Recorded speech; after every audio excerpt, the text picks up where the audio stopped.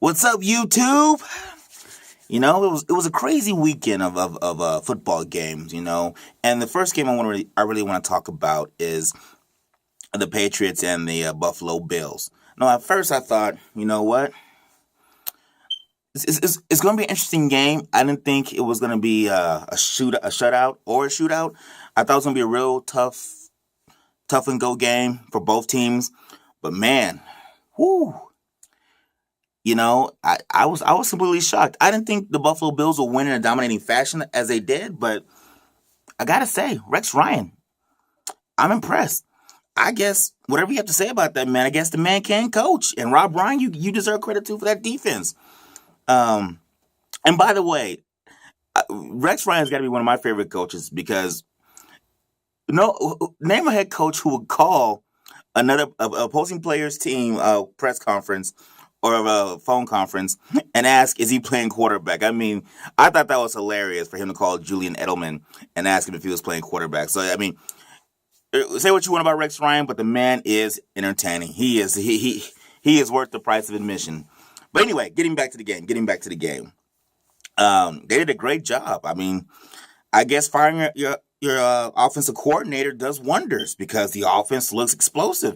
LaShawn McCoy, he's acting like it's 2013 in Philadelphia. He's running all over the place.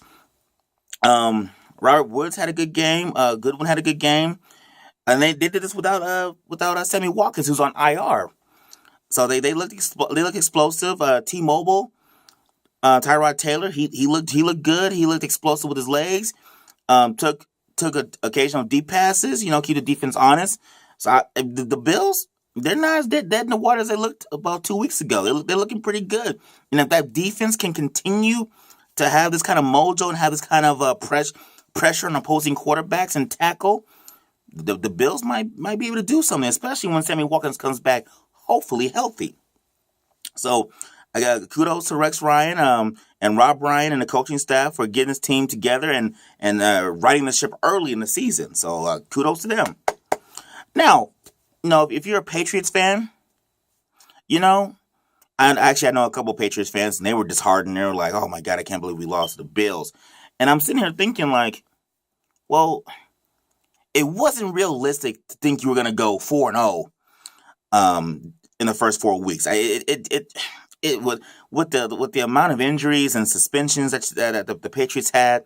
I mean, you should be happy. Let's be honest. You should be happy. You're 3-1. Tom Brady comes back next week against the Cleveland Browns, which should be a walkthrough, but as they say, any given Sunday. But to go with your second string quarterback, he gets hurt. To go with your third string quarterback, and he's injured, and you still are able to go 3-1, I think that's pretty impressive. You didn't have, Rob Gronkowski played, but he could tell he wasn't really healthy, so he wasn't there. I mean, you had Julian Edelman.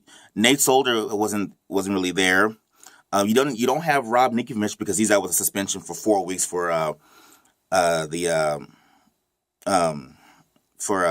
taking some other drug that's on the ban list. Dante Hightower isn't healthy. You don't have Tom Brady.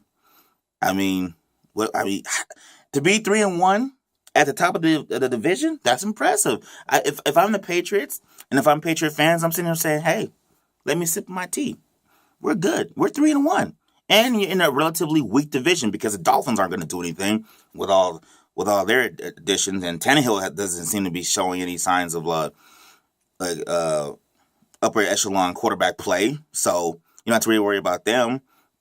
The Jets, I don't even know what the Jets are. I mean, they look good the first 2 weeks of the season. Now they look in disarray. Picks throwing left and right by Fitzpatrick. So you really only, right now, as of now, really the only competition you really have is from the Bills. So I say the Patriots in a great place. Great place. But a pleasant surprise though. Martellus Bennett though. He's looking pretty good. And when Rob Gronkowski gets fully healthy from his hamstring, could you imagine those two tight end sets? Plus Julian Edelman, Chris Hogan with Tom Brady? That could be some deadly weapons. Plus you got Amendola, and you got Julian Edelman, and you got LeGarrette Blount running the ball like he is. The Patriots are in a good place. But Conversely, for all those Bill fans, Bill Mafia, you got something to look forward to. Your offense is looking good. Defense is looking a lot better than what it had been in the first couple of weeks. So I think the real division right now is between the Bills and the Patriots. So both teams should be happy. Patriots are at the top of the division. They with all those injuries and all those suspensions and all those players out of the lineup, they should be happy where they are at 3-1. I thought it was unrealistic for them to go 4-0. You ask some Patriot fans, they thought they were going to go 4-0 after they saw play from Jacoby Brissett and Jimmy Garoppolo, but to lose two quarterbacks and all those other players that I mentioned earlier, it's almost next to impossible to go 4-0. I mean, there's a reason why their depth charts and those players are at the tier that they are. So, but kudos to both teams. I'm eager to see how this season's going to play out for both teams.